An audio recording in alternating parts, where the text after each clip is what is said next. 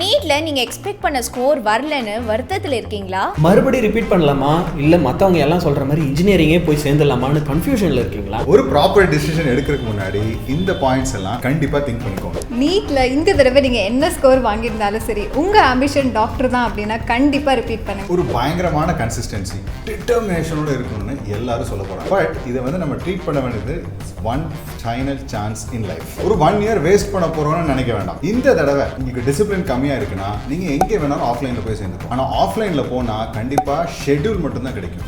ஷெட்யூலும் வேணும், எனக்கு ஏத்த மாதிரி ஸ்ட்ராட்டஜி, எல்லா ப்ராப்ளம்ஸும் என் கூட சேர்ந்து சால்வ் பண்ண வைக்க போறாங்க அப்படின்னா எங்க வரணும்? June 21st we are launching our Phoenix batch.